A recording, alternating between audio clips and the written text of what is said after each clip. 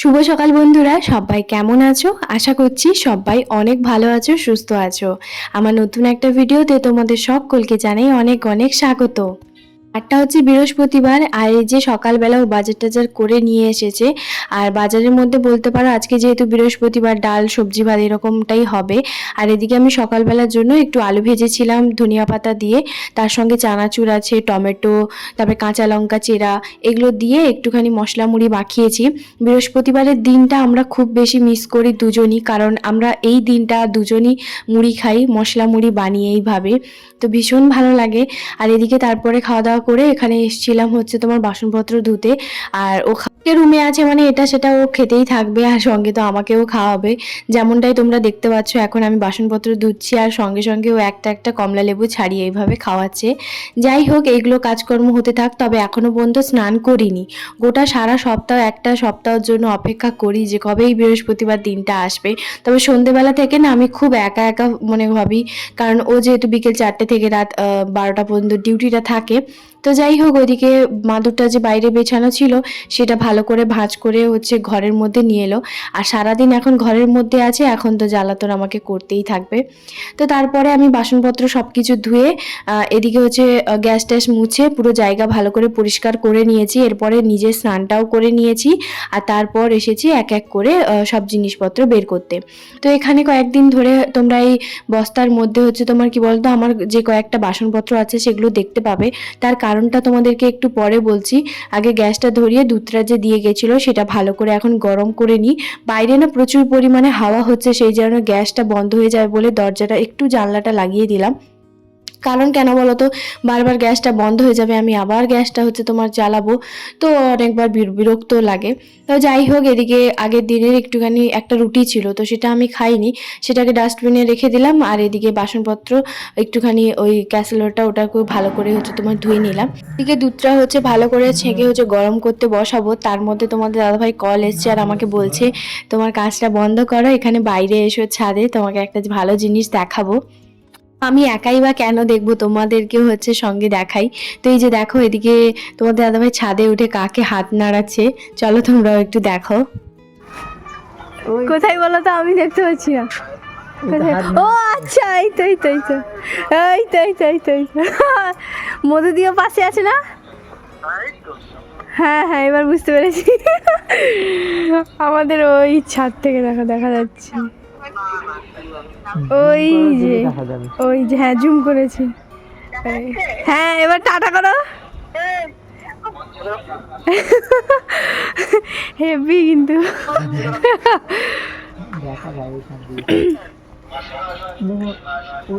রান্না হয়ে গেছে তাহলে? রান্না হয়ে গেছে? না, হবে, এই মাত্র তো এলাম রান্না করে। 1 জানুয়ারি আমাদের রুমে যারা এসেছিল, মানে মধুশ্রী দি আর হচ্ছে সন্তুদা, এই নয় যে ওরা আমাদের রুমে প্রথম এসছে, আগেও বহুবার এসছে। তো তাদের রুম থেকে আমাদের রুম এটা দেখা যায়। তো সেটা আমরা যখন ছাদে উঠি তখনই বলছিল যে আমাদের রুমটা কোথায় বলতো, কোনটা তুই বল। তো আমি বুঝতে পারছিলাম না, তো সেই কারণে ওরা হচ্ছে তোমার বলছিল যে দাঁড়া একবার হচ্ছে আমি কল করব, আমরাও ছাদে উঠবো আর তোরাও ছাদে উঠবি, তখন তোদের সঙ্গেও আমরা এইভাবে হাত তাড়িয়ে হচ্ছে তোমার দেখা করব। তো সেটাই আজকে হচ্ছিল, তো বেশ ভালোই লাগছিল। যাই হোক, ওদিকে ওদেরও রান্না বান্না কিছু হয়নি, তবে সন্তুদার মধুশ্রীদি দুজনই হচ্ছে তোমার বলল যে ওদের বাড়িতেই আজকে মিক্স ভেজ এইভাবে হচ্ছে তোমার ডালটা হবে। সত্যি এই মিক্স ডালটা কিন্তু ভীষণ ভালো লাগে সব রকম সবজি দিয়ে। আজকে যেমন আমি মুগের ডাল হচ্ছে করব, তো তোমাদের দাদাভাই বিশেষ করে মুসুর ডালের চেয়ে মুগের ডালটা বেশি পছন্দ করে, তো সেই জন্য আমাদের রুমে সবসময় 500 বা 1 কেজি মুগের ডালটা থাকে, যেমন এখন বর্তমানে মুসুর ডালটা নেই। তো আমি এখানে সবজির মধ্যে একটুখানি ভেজে নিয়েছি, যেমন ধরো ওই ফুলকপি, পেঁয়াজ কলি, তারপরে বরবটি, এগুলো দিয়ে আর মটরশুঁটি, এগুলো সব কিছু দিয়ে হালকা একটু তেলে একটু ভেজে নিয়েছি। আর এখানে হচ্ছে একটা কাঁচকলা ভেজেছি, আর এখানে হচ্ছে একটা বেগুনের অর্ধেকটা হচ্ছে তোমার ভেজেছি। তো এটা পেঁয়াজ দিয়ে মাখাবো, তো পেঁয়াজটাকে হালকা একটুখানি তেলে মানে সর্ষে তেলে হালকা একটু ভেজে নেবো, তো তারপরে বেগুনটা মাখাবো। আর শুধু ডালটা বাকি আছে, ভাবলাম ঘরের মধ্যে বসে মটরশুঁটিগুলো ছাড়িয়ে ফেলবো। তখন বলছে যে না না, এখানে ছাড়াবো না, দুজন মিলে বাইরে রোদে বসে ছাড়াবো। তাই বললাম ঠিক আছে তাহলে, তো ওই জন্য ঘরের মধ্যে থেকে নিয়ে এলাম। মটরশুঁটিগুলো ছাড়িয়ে দিতে করে দিবে কখন? আমার ছাড়ানো হয়ে গেল, আমাদের রান্না হয়ে গেল, এটাই হচ্ছে বাস্তব, বুঝলে? তোমার জন্য আমি সব করবো, তুমি আমার জন্য কিছু করবে না। সব করছি, কি করিনি বলো, সব করেছি। তুমি সকালবেলা বাঁধাকপি শাকে ভাজা করে দিলাম, তোমাকে ততক্ষণ থেকে বলেছি মটরশুঁটিটা ছাড়িয়ে দেবো, 1.5 কিলো মটরশুঁটি। এরকম বক বক তো সারাক্ষণ চলতেই থাকে, যেহেতু আজকে বৃহস্পতিবার জানোই তো, ও রুমে থাকে আর এইভাবে কথা কাটাকাটি দুজনের মধ্যে চলতেই থাকে। তারপরে বলছে যে রাগো না, আমি একটুখানি খেলে নিই, তারপরে বাইরে গিয়ে আমি দুজন মিলে একসঙ্গে ছাড়াবো মটরশুঁটিগুলো। তো যাই হোক, আমি বললাম ঠিক আছে তাহলে তাই হবে। এদিকে দেখো ডাল হচ্ছে তোমার বানিয়ে নিয়েছি, আর মিক্স ডালটা একটু বেশি করে করেছি, যেহেতু শুধু ডাল ভাত আর হচ্ছে তোমার ওই বেগুন ভাজা মানে একটু মাখিয়ে নেবো, আর হচ্ছে তরকারি আর কাঁচকলা ভাজাটা আছে। তো এইদিকে একে একে হচ্ছে আমি এই যে দেখো বাসনপত্র যা যা ছিল, প্রেসার কুকার আর হচ্ছে কড়াইটা, সেটা ভালো করে ধুচ্ছিলাম। আর তার মধ্যে তোমাদের দাদাভাই কাণ্ডটা দেখো কি বলছে, আমাকে একটুখানি শোনো।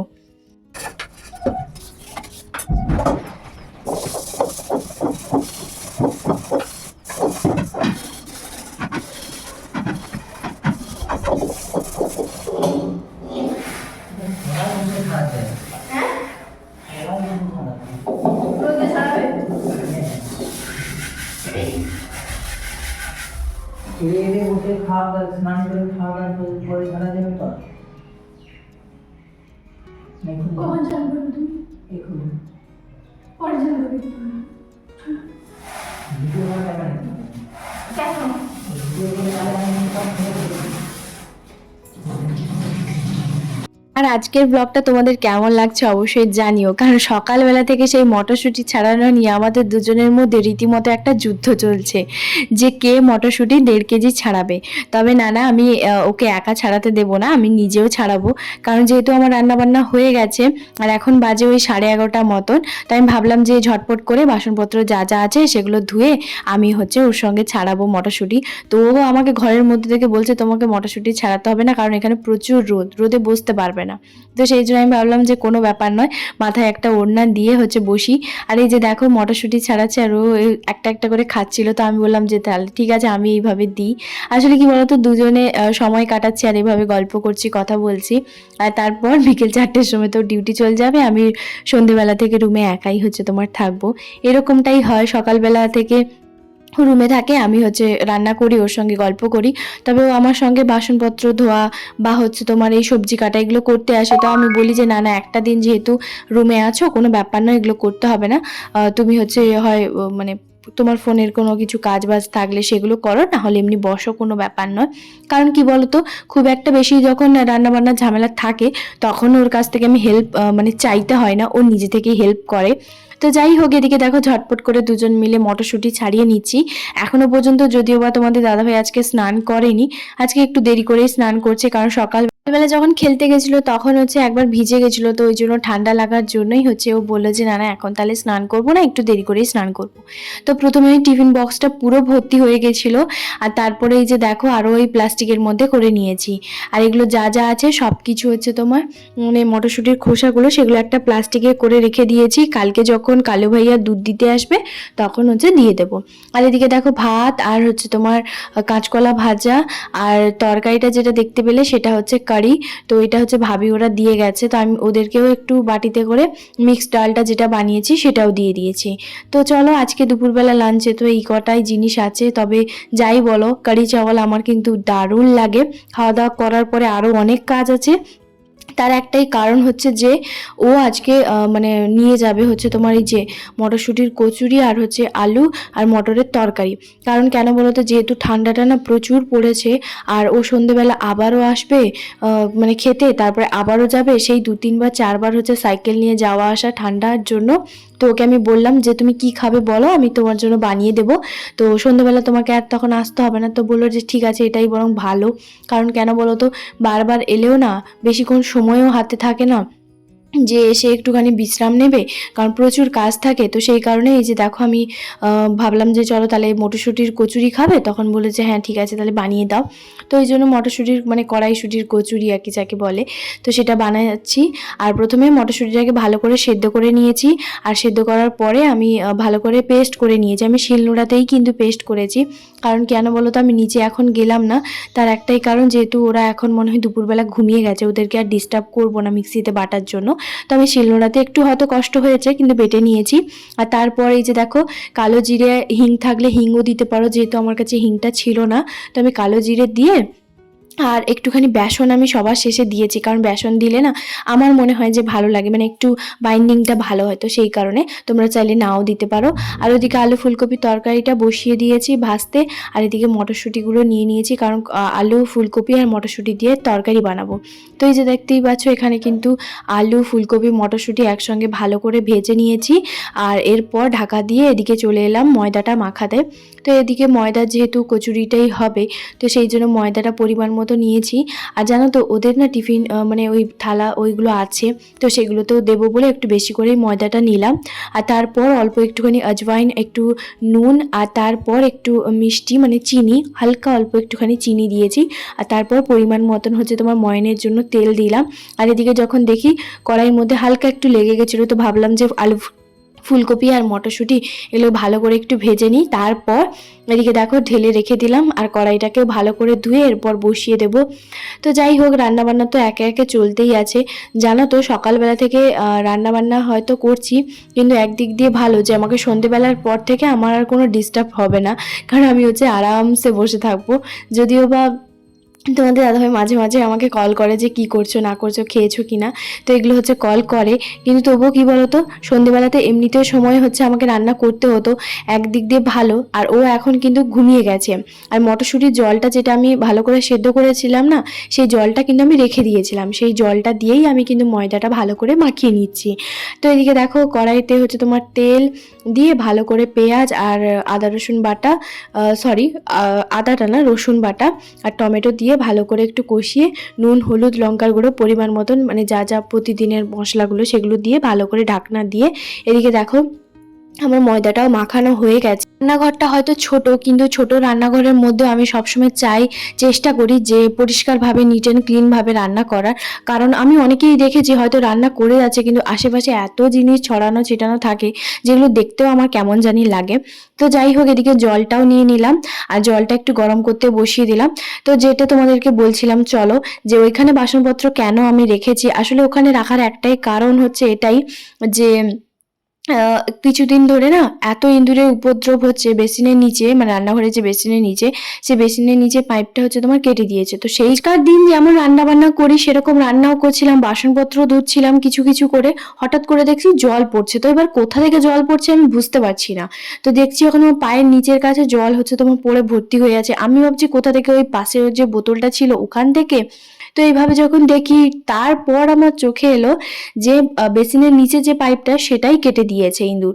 তো সেখান থেকেই জল পড়ছে। আমি রান্না রীতিমতো করছি, মানে আর একটুখানি বাকি ছিল, মাছের ঝোলটা ফুটতে বাকি ছিল, সেটা রান্না করছি। তারপর সব কিছু আবারও জল এত পড়েছে আমি নিজেও জানি না, জল জমাট হয়ে গেছে ওইখানে জায়গাটায়, বাসনপত্র সব জল ছিল। তো বুঝতেই পারছো সব কিছু জিনিস সরিয়ে আবারও ওই জায়গাটাকে পরিষ্কার করে আমার মাথা পুরো রীতিমতো গরম হয়ে গেছিলো। তবে সেটা আমি কারোর উপর দেখাইনি, তোমার দাদাভাইকে বললাম তুমি কিছু একটা ব্যবস্থা করো। তখন ও বলে দাঁড়াও এই বালতিটা কিছুদিন রাখো। তো আজকে 2 দিন ধরে বালতিটা আছে, তবে ওদের বাড়িতেও আমি বলে দিয়েছি, আর আসলে ওরাও ব্যস্ত একটুখানি আছে, তো সেই কারণে ওদেরকে বলা হয়েছে।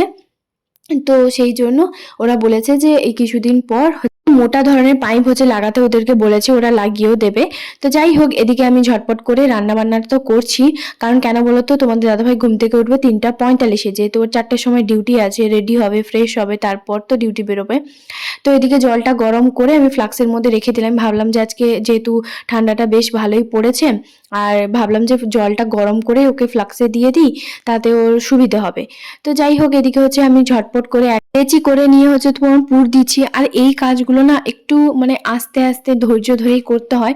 তবে যেহেতু এখন আমি মানে বানাতে বানাতে বেশ অভ্যেস হয়ে গেছে, ঝটপট করেই করছি। এখনো যদিও বা সময় আছে, কিন্তু ভাবছি যে ভাজতে যেহেতু একটুখানি সময় লাগবে, তো সেই কারণে চেষ্টা করছি, একটুখানি সময়ও দেখছি, মানে ঘড়িটাও দেখছি, আর তারপর রান্নাটাও করছি। কারণ যদি সবকিছু যদি না হয় সময়ের মধ্যে, তাহলে আর কি বা হলো, তাই না? তো তোমাদের দাদাভাই কিন্তু এইসব নিয়ে কখনোই কোনো কিছু করে না। তবে আমার কি বলতো, একটা টাইম মেনটেন করি সবসময়ের জন্য। আমার মতন যাদের হাসব্যান্ড হচ্ছে অফিস টাইম, তাদের তো জানো ভীষণ টাইম মেনটেন করতে হয়। টাইমের এদিক সেদিক একটুখানি হলেই মানে সব কিছু গন্ডগোল হয়ে যায়, সব মানে ভুল হয়ে যায়। তো যাই হোক, যেহেতু আমি এমন একটা মানুষের সঙ্গে থাকি, হ্যাঁ আমি জানি ওইগুলো নিয়ে আমাকে কিছুই বলবে না, বা আমার যদি দেরি হয় ও তাহলে আবারও খেতে চলে আসবে, সেটা কোনো ব্যাপারই নয়। কিন্তু আমি সবসময়ের জন্য চেষ্টা করি যে না, তাহলে আমি কি করলাম, আমি যে সারা দুপুর পর্যন্ত না ঘুমিয়ে এগুলো যে বানালাম, যদি আমি সময়ের মধ্যে না করতে পারি, না ও যদি নিয়ে যেতে পারে, তাহলে আমার লাভটাই কি হলো আলটিমেটলি। তো সেই কারণের জন্য আমি সবসময়ের জন্য টাইম মেনটেন করি। আর আমি এমন একটা মানুষের সঙ্গে থাকি, সেই মানুষটা টাইম ভীষণ মেনটেন করে। যেমন কেউ যদি ওকে বলে 7টার সময় যেতে, ও তাহলে 6টা 45-এ তোমাদের কাছে পৌঁছে যাবে। আর যদি বলা হয় যে ট্রেন আছে 7টার সময়, ও তাহলে মানে 6টা 46-এ বা 6টা 6:30-টার সময় ও আধা ঘন্টা হলেও, 15 থেকে 20 মিনিট হলেও ও ট্রেনে মানে স্টেশনের কাছে পৌঁছে যাবে। আমার হয়তো দেরি হয়, আমার রেডি হতে বা বেরোতে আমার হয়তো দেরি হয়, কিন্তু ও খুব টাইম মেনটেন করে। 5-7 মিনিট 10 মিনিট আগে হয়তো যাবে, কিন্তু সেখানে ও দেরি কখনোই করবে না। আসলে ও ততক্ষণ থেকে না দাঁড়িয়ে দাঁড়িয়ে এগুলো করছি, তো তাই ঘাড়টা ভীষণ যন্ত্রণা করছে, আর কিছু না। তো যাই হোক, এদিকে আমার সবগুলো পুর কিন্তু মানে লেচিগুলোকে ভরে নিয়েছি, আর তারপর কড়াইয়ের মধ্যে বেশ খানিকটা তেল দিয়ে এদিকে এক এক করে ভাবছি যে ভাজবো। তেলটা একটু যেহেতু গরম হতে একটু সময় লাগবে, তো সেই কারণে ভাবছি এক এক করে আগে 3-4টে হচ্ছে তোমার মানে লুচিগুলো বেলে নিই, তারপর এক এক করে ভেজে নেব। আচ্ছা তোমরা বলো তো, মটরশুঁটির কচুরি কার কার খেতে ভালো লাগে? আমার কিন্তু ভীষণ ভালো লাগে। আর তোমাদের দাদাভাইয়ের তো অবশ্যই। তো ওদের বাড়িতে যেহেতু থালা বাটি এগুলো আছে, তো সেই কারণে ভাবলাম ওদেরকেও দেবো। আর তোমাদের দাদাভাইয়ের সঙ্গে হচ্ছে তোমার সঞ্জয় ভাইয়াও যেহেতু থাকবে, তাই ভাবলাম যে ওর জন্য হচ্ছে তোমার মানে বানিয়ে দেবো, যেহেতু দুজনে একসঙ্গে আজকে রাতের ডিনারটা করে নেবে। একজন খাবে আর একজন পাশে থাকবে, তো সেটা আমার কেমন জানি না লাগে। তো সেই কারণে ভাবলাম যে আজকে সঞ্জয় ভাইয়াকেও হচ্ছে তোমার দাদাভাই বলে দেবে যে একসঙ্গে ওরা ডিনারটা করে নেবে। তো সেই জন্য একটুখানি বেশি করেই বানাচ্ছি। আর এই বড় যে হাঁড়িটা দেখতে পাচ্ছ, ওখানেই রাখছি আর কি। এক একটা ভাজছি আর এক একটা ওইখানে রাখছি। আর সবগুলো পুরি না বেশ ফুলকো ফুলকো হচ্ছে, তো বেশ ভালোই লাগছে। তবে জানো তো, আমি রোজ দিন যে দুপুরবেলা ঘুমোই তার কিন্তু এরকম কোনো মানে নেই। আমার যেদিন এইরকম রান্নাবান্না করতে যেদিন ইচ্ছে হয়, যে হয়তো মানে মটরশুঁটির কচুরি বানাতে অনেকটা সময় লাগে যথেষ্ট। প্রথমে মটরশুঁটি সেদ্ধ করো, তারপরে ওটাকে বাটো, তারপরে ওটাকে মানে একটু রেডি করো, তারপর এক এক করে ময়দা মাখাও, এ করো, মানে অনেক ঝামেলা তো থাকেই। আর সেই ঝামেলার পর যখন এরকম ফুলকো ফুলকো লুচিগুলো দেখতে পাই, তখন তো আরও বেশ ভালো লাগে। মানে পুরো খাটুনিটা মনে হলো যে না, এবার সফল হয়েছি। তো যাই হোক, আমি এরকমটাই ভাবি। আর এদিকে কি বলতো, যখন এই ধরনের একটু বেশি রান্নাবান্না থাকে, তখন আমি কি করি, চেষ্টা করি মানে এই শীতকাল যেহেতু দুপুরবেলা রান্না করে নিই আর কি। তো যেহেতু আমার এগুলো করতে বেশ ভালোই লাগে, মানে চুপচাপ আরামসে করব, তারপর সন্ধ্যেবেলা থেকে একা একা ফ্রি থাকবো। আর যখন তোমাদের দাদাভাই রুমে থাকবে, তখন হয়তো ওর সঙ্গে গল্প করলাম, কথা বললাম। ও এমনিতেও ডিউটি যাবে, আমাকেও এর মাঝখানে 2-3 বার কল করবে, কথা বলবে, এরকমটাই যে আমি কি করছি না করছি, কখন খাচ্ছি, এরকমটাই জিজ্ঞেস করতে থাকে। তবে আমি একটা কথা ভাবছি যে আমার ঝটপট করে যদি 3টা 45-এর মধ্যে সবটা রান্নাবান্না করার তো চেষ্টা করছি, আশা করছি হয়ে যাবে। কারণ এখন বাজে 3:30, প্রায় আমার মানে লুচিগুলো দেখো ভাজা কিন্তু হয়ে যাচ্ছে। আর কিছুক্ষণ পর তোমাদের দাদাভাই ঘুম থেকে উঠবে, যেহেতু ওর ফোনে অ্যালার্ম দেওয়া আছে। তো যাই হোক, এদিকে আমি ঝটপট করে এক এক করে ভেজে নিচ্ছি। আর ওইদিকে দেখতেই পাচ্ছ হাঁড়িটা কিন্তু পুরো ভর্তি হয়ে গেছে, যেহেতু একটু বেশি করেই বানাচ্ছি। আর ওদের বাড়িতেও যেহেতু দেবো, আমি প্রথমেই বললাম। তো যাই হোক, এদিকে আমার সবগুলো লুচি ভাজা হয়ে গেছে, গ্যাসটা সব কিছু বন্ধ করে দিয়েছি, ওইদিকে বাসনপত্র আর কিছু নেই। তো এরপর তোমাদের দাদাভাইকে ঘুম থেকে উঠে পড়েছে, আর এরপর ওকে আমি বললাম 1 গ্লাস দুধ দেবো, তখন বলছে ঠিক আছে দাও। এমনিতেও হচ্ছে তোমার বিকেলবেলা সন্ধ্যেবেলা 1 গ্লাস দুধ খায়। তো আজকে যেহেতু এখন ডিউটি যাবে, তো ওর জন্য 1 গ্লাস দুধ হচ্ছে তোমার ঢেলে ওকে দিয়ে দিলাম। আর ও খাওয়া দাওয়া করে নিয়েছে। আর এরপর চেনটা লাগাতে পারছিলাম না, তো সেই জন্য ও একটুখানি এলো হেল্প করতে। তো এই যে দেখো সবকিছু রেডি হয়ে গেছে, ও রেডি হয়ে গেছে, আর এরপর ও যাবে ডিউটি। তো চলো। এই যে দেখো ও এখন বেরিয়ে পড়েছে, আর এবার হচ্ছে টাটা বাই বাই করে হচ্ছে তোমার ডিউটি যাচ্ছে। আর এরপর আর কি দরজা বন্ধ করে আমার টুকটাক যে কিছু কাজগুলো ছিল সেগুলোই করব। মানে রান্নাঘরে এই যে দেখো দরজা বন্ধ করে দিলাম। আর এরপর এই যে দেখো সবকিছু তো ওকে প্রায় মোটামুটি দুজনের জন্য যে পরিমাণ পুরি লাগবে ওদেরকে দিয়ে দিয়েছি, আর কিছুটা হচ্ছে হটপটে হচ্ছে তোমার রেখে দিলাম। আর ভাবলাম যে ওদেরকেও মানে ওদের ঘরে যে থালাটা যেটা দিয়েছিল সেটাতেও আমি কিছুটা বের করে রেখে দিই। আর এদিকে কড়াইয়ের মধ্যে যে তেলটা ছিল গরমটা সেটাও কিন্তু তুলে রেখে দিলাম, কারণ এই তেলটা যখন কিছু ভাজা এগুলো করব তখন রাখবো আর কি। আর ওদের একটা বাটি ছিল, কি ভালো তাই না, ওদের ঘরেও সেদিনকে ফুলকপি আলুর তরকারি দিয়েছিল, আর আজকে আমিও হচ্ছে আলু ফুলকপি মটরশুঁটির তরকারি করেছিলাম। তো যাই হোক, যাওয়ার পরে এই যে দেখো আমি চলে এসেছি ছাদে। ওইদিকে সবকিছু তো গোছানো হয়ে গেছে, এরপর জামা কাপড়গুলো তুলে এখন ঘরের মধ্যে যাচ্ছি। এই হচ্ছে আমার বৃহস্পতিবারের রুটিন।